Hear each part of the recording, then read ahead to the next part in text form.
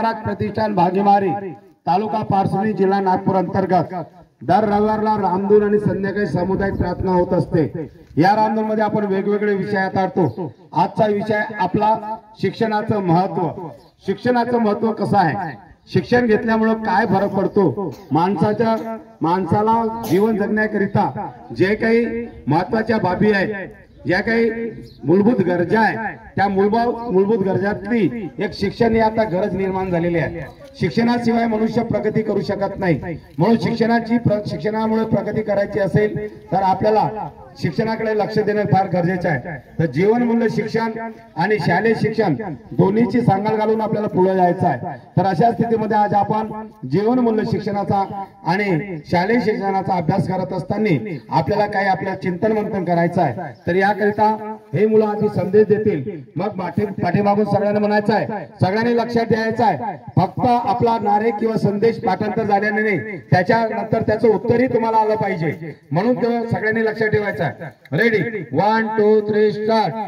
आमचे अधिकार आमचे शिक्षण आमचे अधिकार आमचे शिक्षण आमचा अधिकार आमचे शिक्षण शिक्षणामुळे काय होते, जीवनमान सुधारते शिक्षणामुळे काय होते, जीवनमान सुधारते शिक्षणामुळे काय होते, जीवनमान सुधारते शिक्षणाचे महत्त्व काय, व्यक्तिमत्व विकसित होते शिक्षणाचे महत्त्व काय, व्यक्तिमत्व विकसित करणे शिक्षणाचे महत्त्व काय, व्यक्तिमत्व विकसित करणे शिक्षणाचे महत्त्व काय, व्यक्तिमत्व विकसित करणे शाळेमधून काय मिळते, ज्ञान मिळते शाळेमधून काय मिळते, ज्ञान मिळते शाळेमधून काय मिळते, ज्ञान मिळते शाळेमधून काय मिळते, ज्ञान मिळते शाळेला शोध कोण लावला, रोमनचे होरेस मान शाळेला शोध कोण लावला, रोमनचे होरेस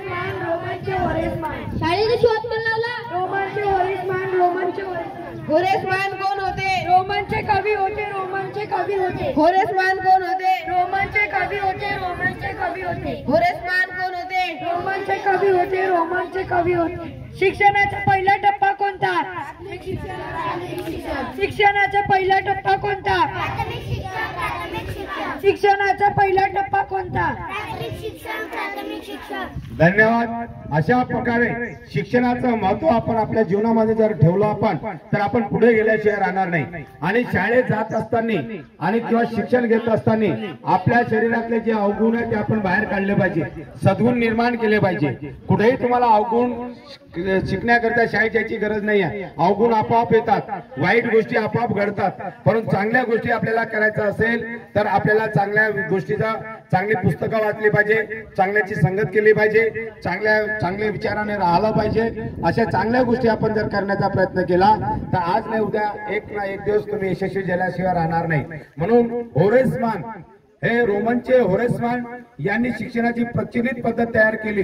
परंतु भारतामध्ये जसे आपले महात्मा ज्योतिराव फुले यांनी शिक्षणासाठी फार महत्त्व केलं आणि मुलींना स्त्रियांना शिक्षण मिळावं म्हणून आपल्याला सावित्रीबाई फुले यांनी सुद्धा आपल्याला मदत केलेली आहे। त्यांनी हाल अपेक्षा सहन केल्या, त्यांनी टीका सहन केल्या, त्यांनी त्यांच्या अंगावरती शेण फेकलं तरी त्यांनी मुलांसाठी शिक्षण करण्यासाठी त्यांनी मागे पुढे पाहिलं नाही। तर अशा प्रकारे सावित्रीबाई फुले, आपले महात्मा ज्योतिराव फुले, तसेच शिक्षणामध्ये प्रगती करून डिग्र्या मिळवणारे बाबासाहेब आंबेडकर, त्यांनी सुद्धा आम्हाला म्हटलेलं आहे, वाचाल तर वाचाल, शिक्षण हे वाघिणीचं दूध आहे, ते पिल्यानंतर आपण गुरगुरल्याशिवाय राहत नाही, असा महान उपदेश देणारे बाबासाहेब आंबेडकर।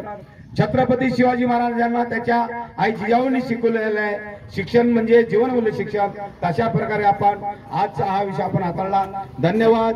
मी बबलू गाडवे, भागीमारी तालुका पारसणी जिल्हा नागपूर। जय गुरुदेव, जय गुरुदेव। बोलो वंदनीय राष्ट्रसंत तुकडोजी महाराज की, कर्मयोगी गाडगे महाराज की, बोलो भाई सब संतन की, आज के आनंद की। जय गुरुदेव, जय गुरुदेव, जय गुरुदेव।